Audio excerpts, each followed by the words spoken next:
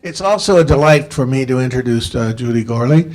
Julie has been our senior Arctic official for almost 10 years, pretty close to, or maybe more for all. But in that diagram, she sort of sits in that middle between those of us who work in the solid science and knowledge community and that policy-making community, playing that diplomatic role, that all the glue that goes between those, and she's done it with great skill. She's been at state for quite a while, and we're delighted to have you to have the podium. It's all yours.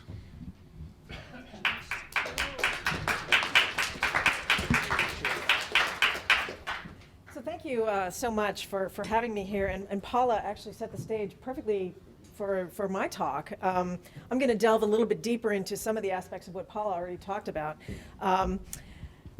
And let me start by saying that we actually designed, well, let me back up a little bit. The United States is chairing the Arctic Council right now. We started last year coming off the Canadian 2-year chairmanship, and we have the chair until next May when Finland takes over. So we started working toward this chairmanship a long time ago, back in 2012, and we designed our chairmanship of the council not to be a 2-year cycle. And you'll recall Paula said just a minute ago that it wasn't deemed a problem initially, but in later years, the Arctic Council has now been a bit accused of being stovepiped, that its activities are in these 2-year cycles, and that there's not really this long-term vision, as Paula was saying. There's no strategic way of doing the work right now. We sort of take the bottom-up approach and do the work that the working groups deem is important and sort of pass that along. And it's kind of been squeezed into these 2-year chairmanship cycles. We decided that it was time to sort of break that a bit. And we thought very deeply within the interagency community of the U.S. government to look for areas the council hadn't touched upon and that would have sort of the long-term future in mind. So in thinking long-term and considering what the needs would be in the future of the Arctic, we looked at things like, just to give you a few examples, energy security, water security, information and communications technology infrastructure, things like that are not something you can just solve in a 2-year period of time.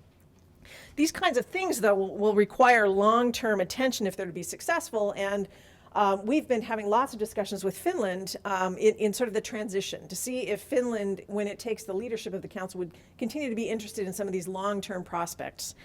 And I'm happy to say that they are. We did the same with Canada in taking over some of Canada's initiatives, such as the main one, I think, being, and the most important one for the Indigenous people, being suicide prevention, because suicide and mental health problems in the northern Indigenous communities are much, much worse than in the lower latitudes. But one major difficulty with focusing on the needs in the region on things like energy, water security, telecommunications infrastructure, and other things like that, is economics. And the economics of investment in the Arctic are really difficult, and that's because there are not lots of people there, maybe 4 million all told living above the Arctic Circle. So when you focus on what it would take to develop some of the things, some of the basic needs to meet to improve living conditions in the Arctic for the people who live there, and also to support ever-increasing human activity, it's not so easy. And that's why things like the Arctic Circle Assembly, the business forum of the Arctic Frontiers Conference, and the Arctic Economic Council and other bodies like that are starting to emerge. They're starting to look at those questions of what would it take to invest long-term in the Arctic. And in the face of climate change, when there is much more activity happening in the offshore areas, maybe down the road urbanization, what kinds of effects these things will have on the Indigenous peoples. We need to take a longer-term view of those kinds of futuristic scenarios in the Arctic, and that's what we tried to think about when we designed the chairmanship. Each of these initiatives could bring a lot of value to the Arctic Council, I think, in rallying the private sector interest in investing in the region. So the power of the council is that we have the bully pulpit in that region of the world, and we can certainly talk a lot about what the needs of the region are and how we can work with civil society to improve living conditions. So no single private sector interest, though, is going to build deep water ports or is going to build out a comprehensive telecom infrastructure that includes satellites and broadband and fiber and other parts of a well-functioning system. It's going to take public-private partnerships. And the Council, as a non-treaty organization, as just an intergovernmental forum, isn't really positioned to do that, but certainly the Arctic states are. So we need, as a group of countries, to start thinking about how we can develop public-private partnerships to do a lot of the things that need to get done that no one country or no one private sector interest can do. For example, we put together and persuaded the other Arctic states to set up a special task force on telecommunications infrastructure. And this task force is made up not only of the government entities, in our case, the FCC, the NTIA, the State Department, other entities, but also the private sector, the telecom industry, the different pieces of it, and the end users, the major end user communities like education and hospitals and large institutional users of telecom infrastructure. So we're pulling these people together, and we're going to try and see what it would take to build out a robust telecom infrastructure to support all of the growing shipping, offshore development, tourism, fishing activities, and whatever comes to pass in the future. And it's going to be a long slog. It's not something we can do in 2 years or even 4 years, maybe even 6 years. It's going to be a long-term discussion that we need to have among the Arctic states and others. So we're starting it now, and the product for our 2 years at least will be a comprehensive infrastructure assessment. So we're looking to all 8 countries to bring to the table what their Arctic infrastructure assessments domestically look like. And I believe NTIA has already produced ours, and the other Arctic states are working on theirs now. And we're going to try and knit them together to have one big circumpolar telecom infrastructure assessment that will hopefully show where the gaps are, where we need private sector investment first, and prioritize how to build this out in the long term. The Arctic Council is really the only international body that is 100% devoted to the Arctic. And there are lots of other bodies that dabble in Arctic issues like the IMO and the UNFCCC and the UN Convention on Biological Diversity, but none of them has really the comprehensive full picture expertise that the Arctic Council does, which is why it's such an important body. And not only for science and science diplomacy, as Paula said, which is the underpinning of everything the Council does, but also for broader geopolitical diplomacy. It's the place where two long ago enemies that sort of came back together and are having trouble again, the US and Russia, can come together and talk and work together well. And that's one of the great benefits of the Council, is to bring the diplomats and the policymakers together to also talk across the table about the things that we all have in common and that we need to work on together, that we can't do alone. And we have these particular things that we need to do together, and how we do that and the success of doing that is what will keep the region stable for the long haul. And I think that's why the Arctic Council has become sort of an invaluable forum. A lot of people think of it as just a talk shop because it's not treaty-based and has no legally binding authority. That may well be true. That's not an inaccurate picture of what it is.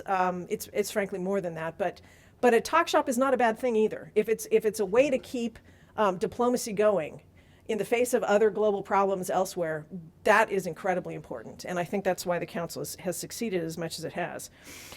Let me touch a little bit on some of the science work that the Council's doing. There's so much I couldn't possibly talk about it all in just a few minutes' time, but there are a couple of key things. Paula mentioned that the Council doesn't do original scientific research. It does science assessments, and we've done a lot of them. The Arctic Climate Impact Assessment being the biggest one a number of years ago, back in 2004.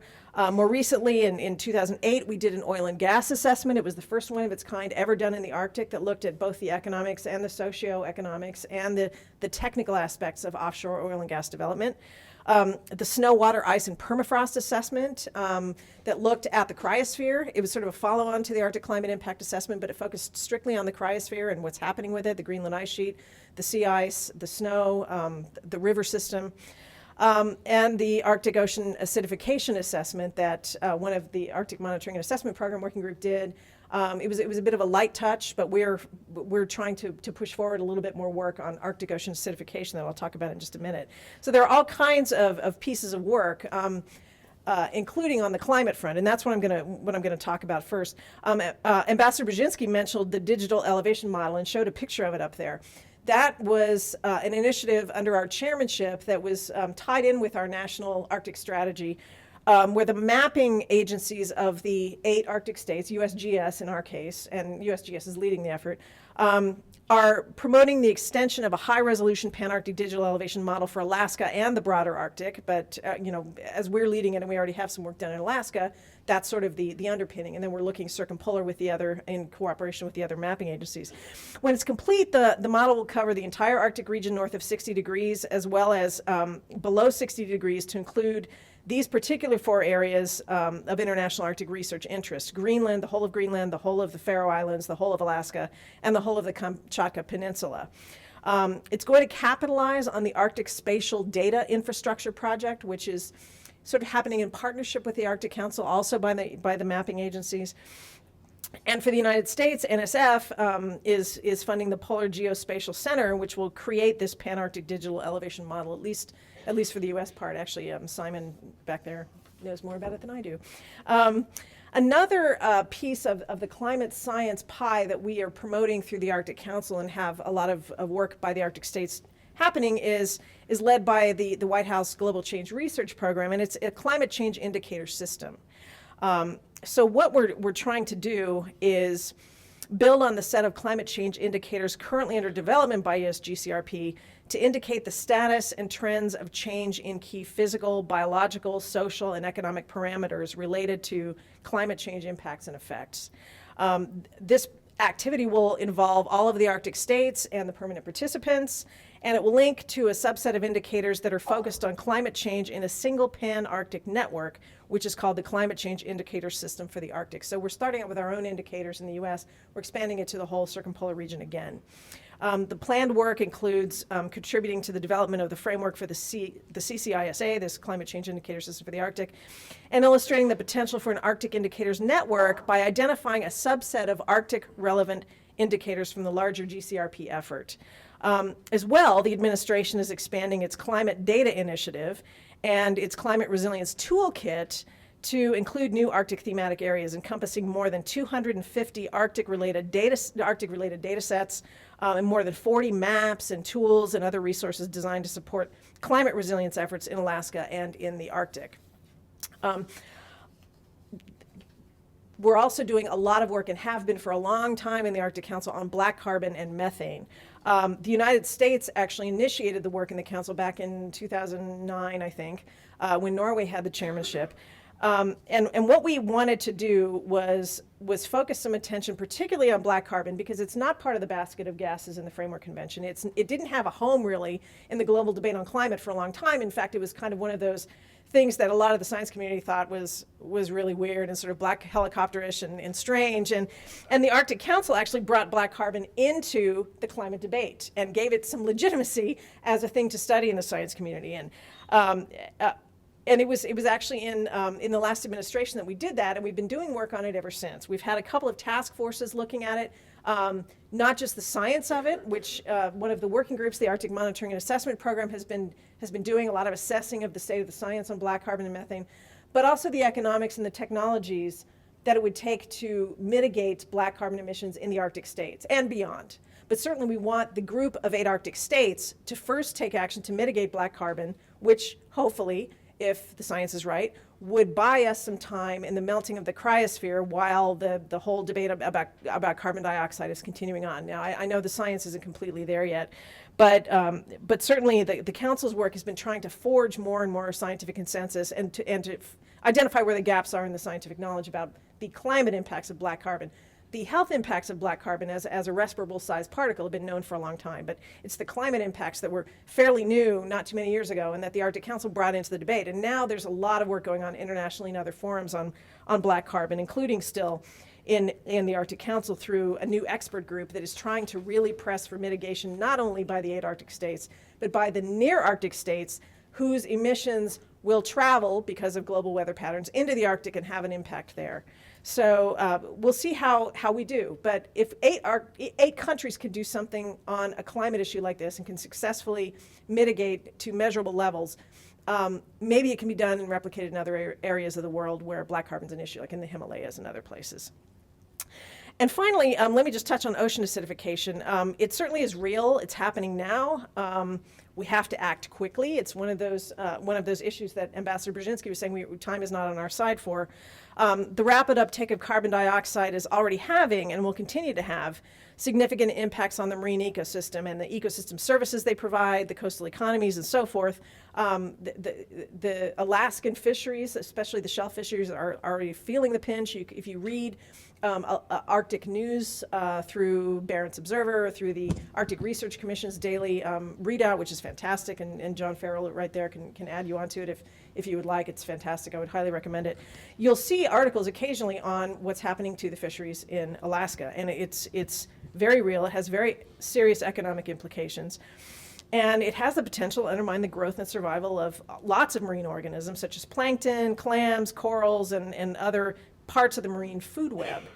So we need to better understand how and where it's happening, why it's happening so much faster in the Arctic Ocean and perhaps also the Southern Ocean than in other parts of the world. I think we generally know that the colder the water, the more absorption of carbon dioxide happens. But we need to see worldwide capacity to monitor an ocean and to monitor ocean acidification and prioritize it throughout the world, but also in the Arctic Ocean, and particularly in the Arctic Ocean right now. So we're closely working with other countries to build what's called the Global Ocean Acidification Observing Network. That's kind of a mouthful, GOON for short, which will provide actionable information for coastal communities around the globe.